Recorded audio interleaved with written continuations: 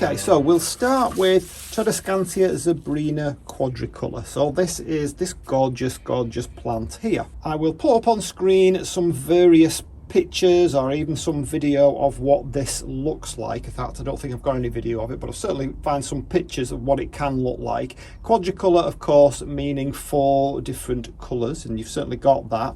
What you see here isn't what you totally get. You get lots of other various colours popping up. You get some leaves that look like they've reverted. You get some leaves that look like they're all pink, they're all cream, they're all purple. You get all sorts of things that come with this particular plant, and that's probably why it's being sold on eBay as a rare plant and, you know, a ridiculously inflated price. But when you get a plant like this, when you get a Tradescantia like this, the first thing to do is to try and find out what species it comes from, because your care requirements for that particular plant will be based on whatever species it is from.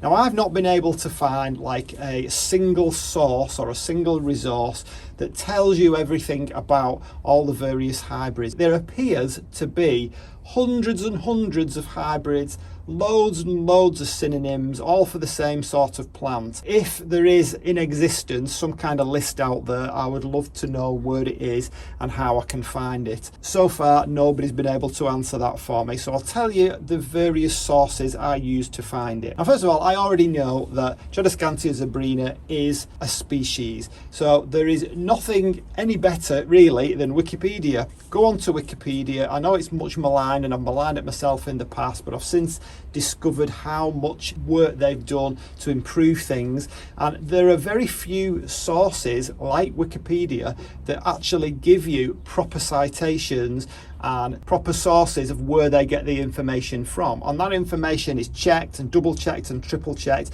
Where else do you get that? You know, people will accept what any random person tells them in a Facebook group, yet they will have a go at Wikipedia and they'll say, well, anybody can edit it. Well, anybody can write onto a Facebook group. Yes, anybody can edit it, but there is a process to go through to become an editor, and then those pieces of information are checked and checked and checked, and of course the sources have got to be from something that is actually credible, and then you can go to the bottom of the page and it will tell you where those sources are. I've actually got a number of sources, credible sources, from the bottom of a Wikipedia page. So this one is Tradescantia Zebrina Quadricolor. The species is Tradescantia zebrina. Loads of synonyms, for example, that don't sound anything like the quadricolor. So you've got Tradescantia pendula, you've got Zebrina pendula, you've got Zebrina pendula variety quadrifolia, but this one is a named cultivar, the cultivar quadricolor, and it's actually listed with the RHS, the Royal Horticultural Society, and it has an AGM award. That's an award of garden merit. So this one, we're particularly lucky because we can find some information on it from some credible sources. So of course, if you've managed to find something on Wikipedia, and Wikipedia does have a good thorough list of all the Tradescantia species plants, and remember, we're always trying to get back to the species. Whatever the cultivar name or the hybrid name is, we need to get back to the species that it came from, and that will be the cue for your care requirements. You know, what conditions are you going to give it? Go back to the species, that will help. I'm aware that hybrids very often have 1 or 2 things with them that might be slightly different, but as I say, this is a case of us trying to do the best of a bad job. We can't find anything, or I've certainly not been able to find anything that is very specific to the cultivar's requirement. So go back to the species. It's a good thing to do anyway with orchids, with any kind of plant. Go back to the species for your cues as to how you should look after that plant. So if Wikipedia isn't helpful, there are some other sources. So there is a seller in America, I think they're called Premier Succulents or Premium Succulents or something along those lines. I'll put a link in the description to it, and they make a resource. So these are not only a seller, this is a grower, like a commercial grower of Tradescantia. I think they specialise in Tradescantia, and they have a great page on their their website, which gives you like a whole list of all the different types of hybrids that they sell and a little bit of the care requirements that are needed for each of those hybrids. So that's really useful in order to identify your Tradescantia. It gives you pictures, it gives you descriptions. And of course, Tradescantia is so varied that it's very, very easy to misidentify something. And this is one of my greatest bugbears, in as much as I really do wonder how many of these plants that are sold on eBay and Etsy and various places, how many are actually verifiable that that is what they are. It's a bit like Chinese whispers, isn't it? Somebody tells you it's a certain type. If it's not on the RHS website, if it's not there on Wikipedia, if it's not there on any credible source, then really you don't know for sure that it is what they say it is. And then you pass it on to somebody else and you say it's that, and they pass it on to somebody else, and before you know it, it's all over the place and it could be incorrect. So while I'm telling you another source, we'll have a look at this one. So this one is Tradescantia fluminensis Albovittata, or quicksilver. So again, this one I've had a couple of months. It's quite a slow grow for Tradescantia. I had initially just one stem, and then when it got a bit long, I snapped it off, stuck it in, and I've got two, and I'll keep doing that until I've got a pot full. So this one comes from the species Tradescantia fluminensis, and again I was quite lucky with this one because the Albovittata is also like a named cultivar, and it's quite easy to find information on Albovittata. Well, this one is a bit unusual in that it's slightly smaller leaf than the Zebrina varieties, but it doesn't mind moist media and can also tolerate heavy shade. So people who tell you that all Tradescantia need to be in the light, well, this one could be a little bit different. It's new for me, like I say, I've only had it a couple of months. I've not really done much research into it yet.